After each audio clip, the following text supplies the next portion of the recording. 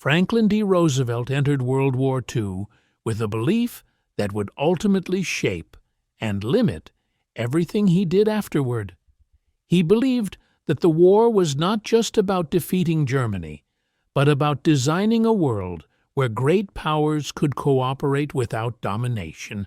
He believed that the old European balance of power system had failed, and that personal diplomacy between leaders could replace it. Most dangerously, he believed Joseph Stalin could be managed. This belief did not come from ignorance. It came from optimism reinforced by distance. Roosevelt never saw the Eastern Front firsthand. He never witnessed the scale of Soviet destruction, nor the psychological transformation it produced inside the Soviet leadership. He relied on cables, summaries, and filtered intelligence, most of it designed to keep the alliance stable, not to alarm him. Inside the White House, this created a split that Roosevelt never fully resolved. On one side were officials like Harry Hopkins, Roosevelt's closest advisor on Soviet affairs. Hopkins believed Stalin was fundamentally pragmatic, that if Soviet security concerns were met, Soviet expansion would stop.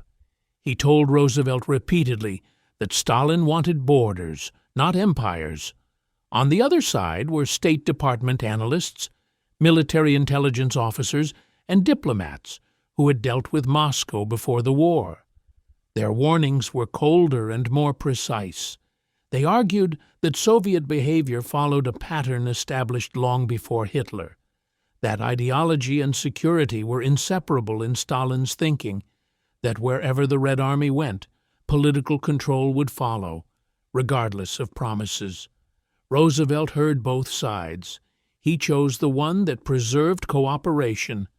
By 1942, this choice hardened into policy.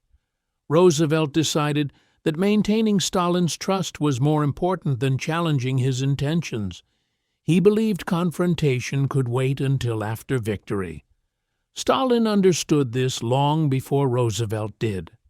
As early as 1942, Soviet internal correspondence made clear that post-war borders were not theoretical questions. They were operational objectives. Committees inside the Soviet government were already drafting plans for political restructuring in Eastern Europe. These plans were not shared with the Western allies. They were not discussed in public communiques. They did not appear in joint declarations. They existed only on internal Soviet maps and memoranda. At the same time, Roosevelt was deliberately limiting the information he demanded. He instructed advisers to avoid pressing Stalin on post-war arrangements too early. He believed raising such issues would signal distrust. This restraint was interpreted in Moscow not as goodwill, but as weakness. By the time Roosevelt agreed to meet Stalin face-to-face, the imbalance was already locked in. Roosevelt arrived expecting a discussion. Stalin arrived with decisions. And that difference, invisible in photographs, speeches, and press releases, would decide the fate of half a continent. Before we go further, understand this. What you're about to hear was never meant for public discussion. These plans weren't debated in conferences or written into speeches. They existed in internal files, private meetings, and maps that never left Soviet control. If you want more episodes built from declassified records, hidden decisions, and the real mechanics behind World War II, subscribe to WW2 Declassified. This is history without the cover stories. While Franklin Roosevelt was still speaking publicly about post-war cooperation, Joseph Stalin was already running a parallel war, one fought with committees, decrees, and internal maps that never crossed Allied desks. This planning did not happen informally. It was systematic, bureaucratic, and centralized. At the core was the State Defense Committee, the highest authority in the Soviet Union during the war. Beneath it operated a web of specialized commissions tasked not with winning battles, but with managing what came after them. By 1942, these bodies were no longer speculative, they were operational. One group focused on territorial adjustments, another on population transfers, another on political reliability in liberated areas. And running through all of them was the NKVD, not as an afterthought, but as an integral planning partner. This alone should have raised alarms in Washington. In Soviet doctrine, the NKVD was not merely a security service. It was a governance instrument. Where the Red Army advanced, the NKVD followed immediately, often arriving within hours. Its job was to neutralize non-compliant political actors before they could organize. Stalin did not wait for peace treaties to define control. He defined control through elimination. Internal Soviet memoranda from this period show that Eastern Europe was categorized not by nationality, but by reliability. Regions were graded according to political risk. Cities were evaluated based on labor potential, transport value, and resistance probability.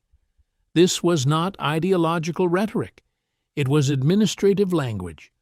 Poland received the most attention, not because Stalin feared Poland, but because he understood its symbolism.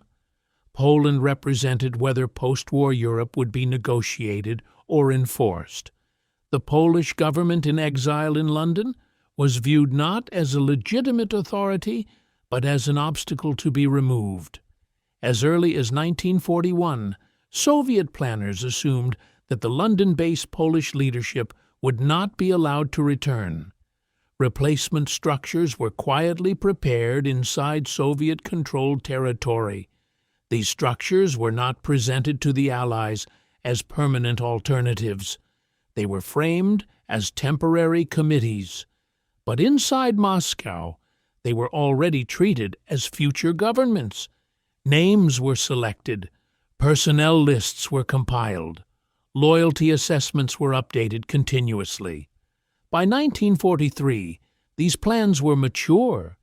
Soviet planners also understood something Roosevelt underestimated. Borders were only part of the problem. Demographics mattered just as much. Millions of people stood in the way of Stalin's vision of secure western frontiers. Poles living east of the Curzon Line, Germans living in territories to be transferred westward, ethnic minorities scattered across contested zones. So population movement was planned alongside territorial change. Railway schedules were drafted, transit camps were identified, security contingents were assigned. None of this required Allied approval. It only required physical access, and the Red Army was providing exactly that. Crucially, Stalin compartmentalized information. Even within the Soviet system, not everyone saw the full map. Only a small inner circle understood the complete scope of post-war restructuring. This ensured leaks were minimal, and narratives could be adjusted depending on the audience. When Western diplomats asked questions, they were shown simplified versions of reality, front lines instead of borders, provisional arrangements instead of permanent plans. Roosevelt's envoys often reported that Soviet positions seemed firm but negotiable. They were wrong. The firmness was real. The negotiability was theater. Stalin's greatest advantage was not secrecy alone. It was timing. He understood that the Western Allies were fighting a different kind of war. Their publics expected demobilization, reconstruction, and peace. Prolonged confrontation after victory would be politically costly, so his planners worked backward from that assumption. Their internal documents predicted that Western pressure would peak immediately after the war, then decline rapidly. That initial resistance could be absorbed if facts were established quickly enough. This is why Soviet control mechanisms were designed to activate immediately upon liberation. There would be no vacuum, no pause, no opportunity for alternative authority to form. Roosevelt never demanded access to this internal reality. He never asked who would control police forces. He never asked who would oversee elections. He never asked what happened to non-communist resistance groups once German forces withdrew. Stalin did not volunteer the answers. By the time the first Allied conferences took place, the machinery was already running. The question was no longer whether Stalin had plans. It was whether Roosevelt could stop them. Poland was never just another country on Stalin's map. It was the proof of concept. If Stalin could reshape Poland without triggering a rupture with the Western Allies, then every other state in Eastern Europe would follow the same pattern. If he failed in Poland, the entire post-war project risked exposure. That is why Poland was decided first, and decided completely. The roots of that decision went back before the war itself. Stalin never accepted the borders created after World War I.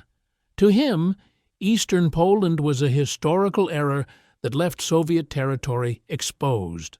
The Molotov-Ribbentrop Pact of 1939 was not a temporary alignment with Germany. It was a territorial correction.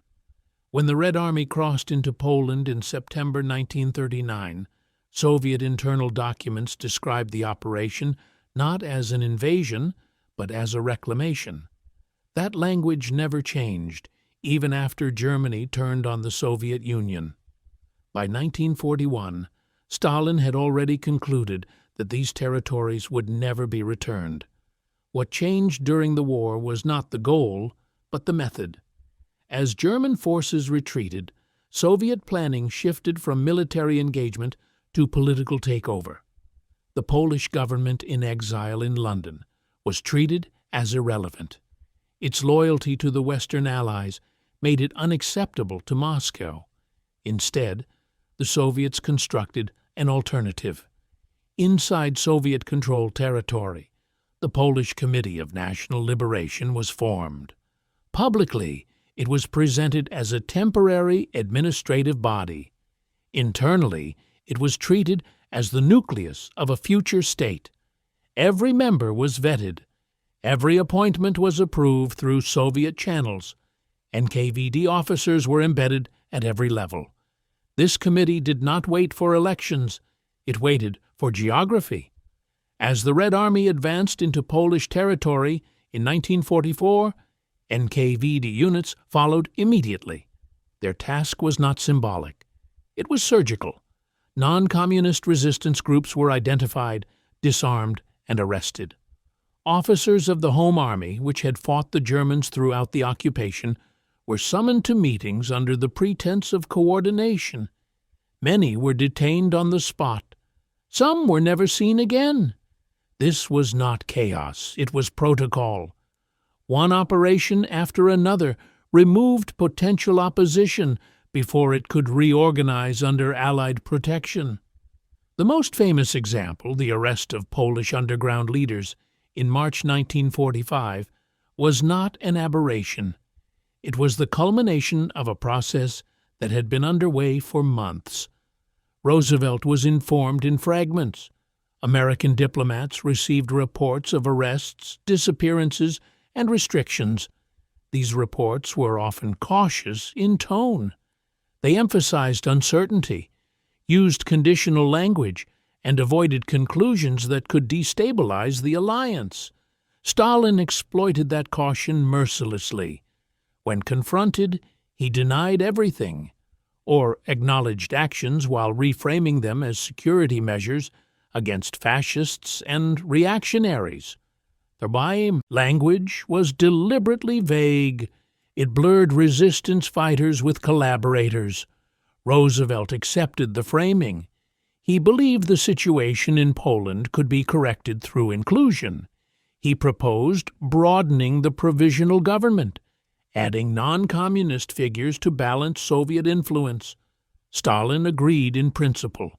In practice, nothing changed. The border question sealed the outcome. Stalin insisted on the Curzon Line as Poland's eastern frontier. Roosevelt did not challenge it seriously. He believed Poland could be compensated in the West at Germany's expense. This trade-off sounded reasonable. It was catastrophic. By accepting the Curzon Line, Roosevelt legitimized Soviet territorial gains made in 1939. He also triggered the largest forced population movement in European history. Millions of Poles were uprooted. Millions of Germans were expelled. These movements were not spontaneous consequences of war. They were planned. Soviet administrators controlled the process. Transportation, security, and resettlement were supervised by Soviet-backed authorities.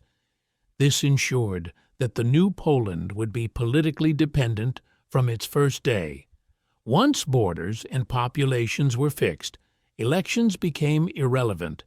By the time Roosevelt realized that Poland's fate was being sealed without genuine Allied input, the facts on the ground were overwhelming. Soviet troops occupied the country. Soviet police controlled its institutions. Soviet-backed officials ran its administration. Poland was no longer a question to be negotiated. It was an example to be replicated. And Stalin made sure everyone understood it. And Stalin did not hide his intentions in speeches. He hid them in maps. In the Soviet system, maps were not descriptive tools. They were directives. A line drawn in pencil was a future enforced by soldiers, administrators, and police.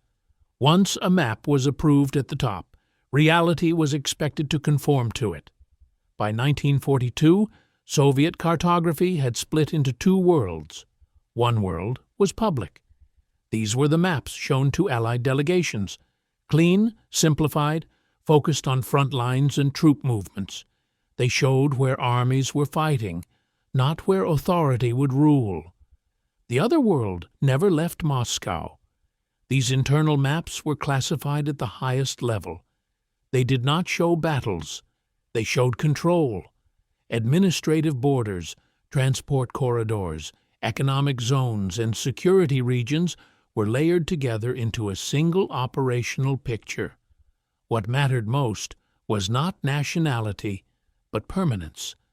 Soviet planners marked which territories would be absorbed directly into the USSR, and which would exist as nominally independent states under Soviet supervision.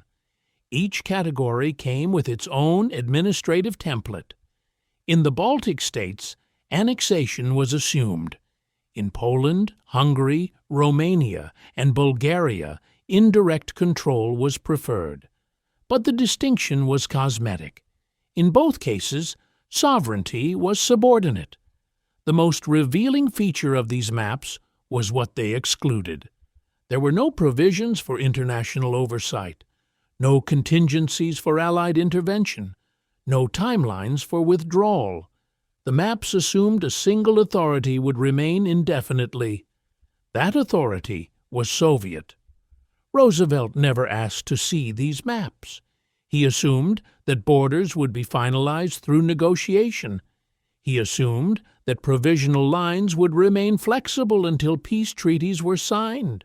He assumed that military occupation was temporary by default. Stalin assumed none of that.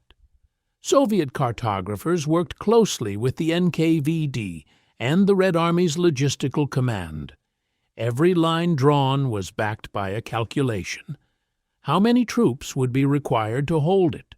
Which railways would supply it? Which cities would anchor it politically? Maps included annotations identifying potential resistance zones. These areas were assigned additional security resources. Political reliability was treated as a geographic variable. Western diplomats never saw this logic. At conferences when Stalin produced maps, they were deliberately incomplete. Borders were shown as approximate. Contested areas were blurred. The implication was that details would be resolved later, but later never came. By the time Yalta approached, Stalin's internal maps had already been tested through implementation. In every territory the Red Army liberated, Soviet-style administration followed the same pattern. Local councils replaced existing authorities. Police forces were reorganized. Courts were staffed by approved personnel. These were not improvisations. They followed templates printed months earlier. Roosevelt's advisers occasionally suspected this. Intelligence reports mentioned the rapid establishment of Soviet-backed institutions. But these reports competed with a larger priority: ending the war without fracturing the alliance. Roosevelt chose not to connect the dots. He believed maps could be redrawn. Stalin believed maps were destiny. This difference became fatal during discussions of zones of influence. Roosevelt resisted the term publicly. He believed it belonged to an older, immoral form of diplomacy. Stalin embraced it privately, without using the language. His maps made zones real without naming them. Once Soviet administrators were installed, reversing them would require force. Stalin knew the Western Allies would not risk another war to reverse lines drawn quietly and gradually, so the maps did their work silently. Borders hardened, institutions aligned, alternatives disappeared. By the time Roosevelt realized that negotiations were occurring on two different planes, words in conference rooms, enforcement on the ground, the gap was too wide to bridge. The real map had already replaced the public one, and it had never been open for discussion. The Tehran Conference in November 1943 is often remembered as a milestone of Allied unity, the first meeting of Roosevelt, Churchill, and Stalin together, the moment when cooperation appeared strongest. In reality, Tehran was where the post-war balance quietly collapsed. Roosevelt arrived, believing this conference would establish trust. Stalin arrived knowing trust was already unnecessary. The setting itself favored Stalin. Tehran was within reach of Soviet power. Soviet security controlled the environment. Stalin stayed at the Soviet embassy compound, and Roosevelt, citing security concerns, chose to stay there as well. That decision mattered more than it seemed. It isolated Roosevelt from Churchill. It increased Stalin's access, and it subtly shifted the rhythm of conversation. Stalin could meet Roosevelt informally, repeatedly, without intermediaries. Churchill could not. Stalin exploited this immediately. From the first private discussions, Stalin positioned himself as cooperative, pragmatic, and reasonable. He avoided ideological language. He framed every demand in military terms: security, stability, prevention of future invasion. Roosevelt found this reassuring. When the subject of Eastern Europe arose, Stalin did not push aggressively. He did not need to. Instead, he allowed Roosevelt to speak first. Roosevelt emphasized unity, the need to avoid repeating the mistakes of Versailles, and the importance of post-war cooperation through a new international organization. Stalin listened. He rarely interrupted. He rarely contradicted. When he spoke, he agreed in principle. This was not passivity. It was assessment. Churchill, by contrast, was far less comfortable. He raised concerns about Poland early and often. He warned that Soviet occupation would harden into control. He spoke from experience with European power politics. Stalin dismissed him politely. He accused Churchill of clinging to imperial thinking. He framed British concerns as outdated and self-interested. Roosevelt, eager to avoid appearing aligned with old empires, did not support Churchill fully. This was the moment Stalin recognized the fault line. From that point onward, he played Roosevelt and Churchill differently. Roosevelt received reassurance. Churchill received resistance. When borders were discussed, Stalin introduced the Curzon Line calmly, almost casually. He presented it as a settled matter based on ethnic realities. He did not frame it as negotiable, but he did not frame it as aggressive either. Roosevelt did not challenge it. He believed border issues could be finalized later. He believed goodwill would allow adjustments. He believed Stalin's acceptance of broader cooperation mattered more than a line on a map. Stalin noted this precisely. At no point during Tehran did Roosevelt demand concrete mechanisms. He did not ask who would administer liberated territories. He did not ask how elections would be supervised. He did not ask when Soviet forces would withdraw. Each omission narrowed the future. Tehran ended with agreements on military coordination and the opening of a second front. Publicly, it was a success. Privately, Stalin left with confirmation that Roosevelt would not force the issue of Eastern Europe while the war continued. That was all Stalin needed. After Tehran, Soviet planning accelerated. The assumption inside Moscow was no longer that borders might be contested. It was that resistance would be rhetorical, not material. Roosevelt left Tehran believing he had secured Stalin's trust. Stalin left Tehran knowing he would not be stopped. The war continued, the alliance held, but the map, the real one, no longer required concealment. The outcome had been decided without confrontation, and Roosevelt never realized that Tehran was not a beginning. It was the end of negotiation. By the time the leaders gathered at Yalta in February 1945, the war in Europe was entering its final phase. German defeat was inevitable. What remained unresolved was how victory would be translated into power. Franklin Roosevelt arrived believing Yalta would correct what had been left vague at Tehran. He believed clear language, written commitments, and moral authority could still restrain Soviet actions. Joseph Stalin arrived knowing that none of those tools could alter facts already established. The imbalance was obvious before a word was spoken. The Red Army occupied Eastern Europe. The Western Allies did not. Every negotiation took place under that reality. Roosevelt's health made the imbalance worse. He was visibly exhausted, struggling to maintain focus during long sessions. His advisers increasingly spoke on his behalf. Stalin noticed every detail. This was not exploitation in the dramatic sense. It was calculation. The central promise of Yalta was the Declaration on Liberated Europe. It committed the Allies to democratic institutions and free elections in countries liberated from Nazi rule. On paper, it looked decisive. In practice, it was empty. The language was deliberately broad. It spoke of creating conditions for democratic choice, but never defined who would oversee that process.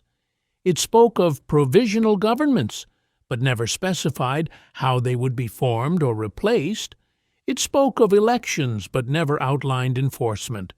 Roosevelt believed the document's moral force would compel compliance. Stalin read it differently. In Soviet legal culture, ambiguity was opportunity. Words were interpreted through power, not intention. If a phrase could be redefined, it would be. Free elections did not mean competitive elections. It meant elections free from enemies of the state.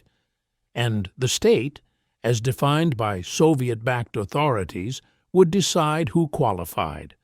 Roosevelt did not insist on international supervision. He did not insist on timelines. He did not insist on troop withdrawals prior to political transitions. Each omission favored the side already in control. The Poland question resurfaced once again. Roosevelt pressed for inclusion of non-communist leaders in the provisional government. Stalin agreed to broaden it. He did not agree to weaken it. The government was expanded on paper. Power remained unchanged.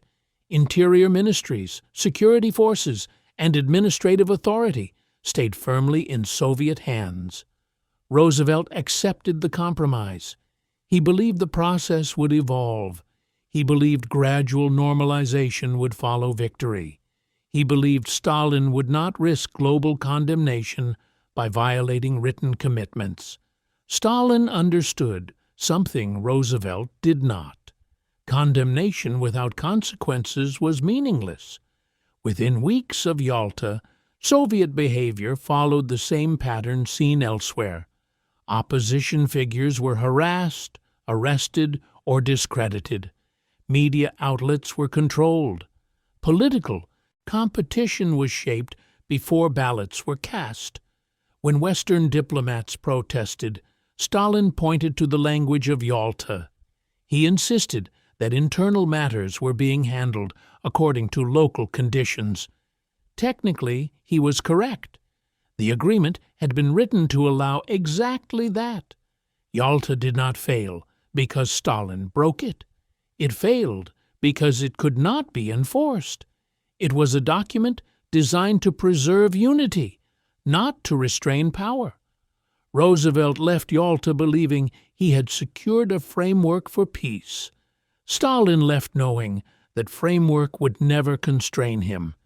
The moment Roosevelt realized this truth, it was already too late. The gap between promise and reality did not take years to appear. It took weeks. Almost immediately after Yalta, Soviet behavior in Eastern Europe followed a pattern so consistent it could not be dismissed as coincidence or misunderstanding.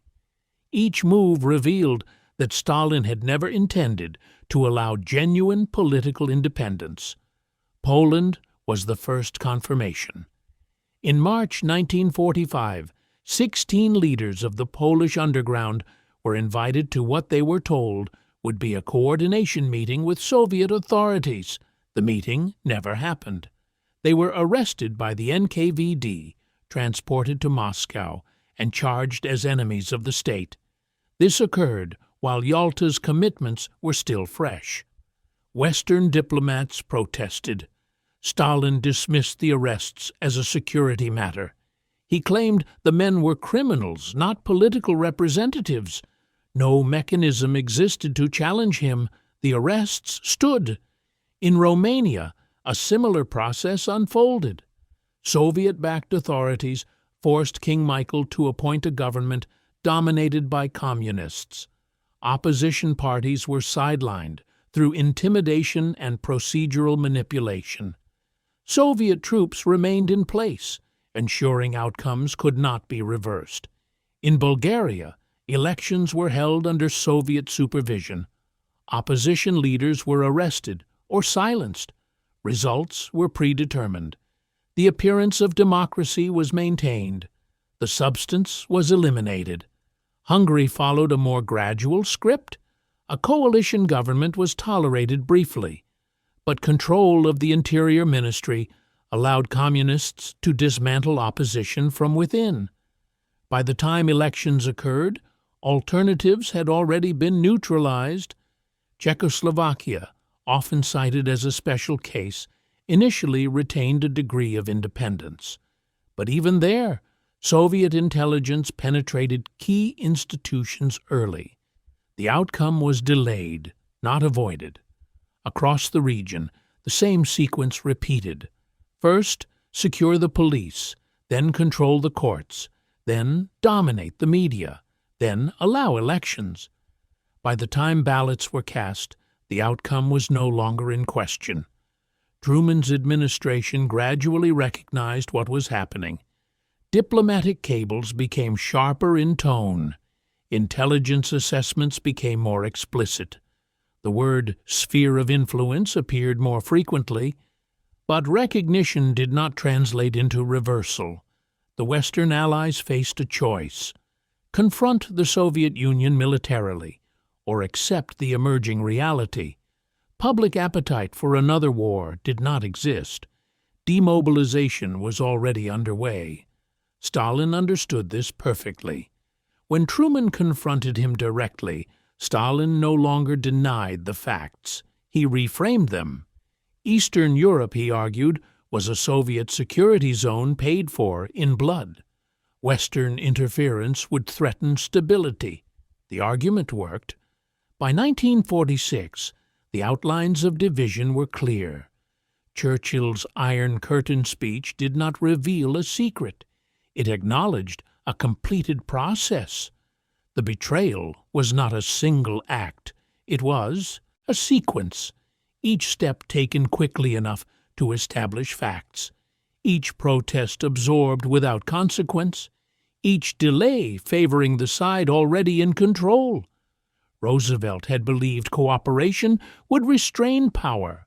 Stalin proved that power could restrain cooperation, and by the time the truth was undeniable, the map was no longer negotiable.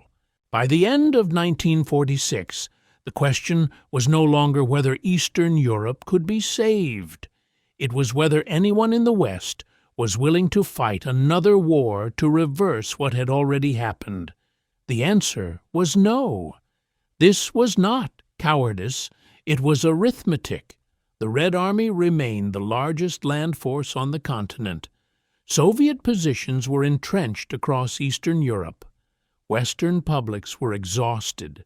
Economies were shattered. Demobilization had already begun. Every option that involved force carried a cost no democratic government was prepared to pay. Stalin understood this from the beginning. His strategy relied on speed, permanence, and fatigue. Establish control quickly, normalize it administratively, and wait for resistance to fade. By the time the United States fully accepted what had happened, acceptance itself had become policy. Containment replaced rollback. Stabilization replaced confrontation. Aid replaced intervention. The Marshall Plan did not challenge Soviet control. It worked around it. NATO did not attempt to liberate Eastern Europe. It secured the boundaries Stalin had already fixed. The Cold War was not born from sudden hostility. It emerged from resignation. Roosevelt's original assumptions guaranteed this outcome. He believed that cooperation would outlast war. Stalin believed that war would outlast cooperation. One negotiated, the other executed. Once Soviet control hardened into institutions, borders, and ideology, reversal became impossible without catastrophe. Stalin never needed to defend his actions publicly. He allowed reality to speak for itself. The map remained. It survived conferences, speeches, protests, and leadership changes. It survived Roosevelt's death and Truman's awakening. It survived moral outrage and diplomatic pressure. It endured because it had been drawn early, quietly, and with enforcement in mind. What Stalin hid from Roosevelt was not just intention, it was inevitability. By the time Roosevelt understood the scale of what had been concealed, the mechanisms were locked, the costs were prohibitive, and the world had moved on. World War II ended on paper in 1945. But the war for Europe's future ended earlier, in rooms Roosevelt never entered, with maps he never saw, and decisions already carried out. That is where the real ending was written. If you want more history pulled from classified files, internal planning rooms, and decisions that reshape the world behind closed doors, subscribe to WW2 Declassified. This isn't textbook history. This is what was decided before the documents were released. New episodes every day. Stay in the shadows.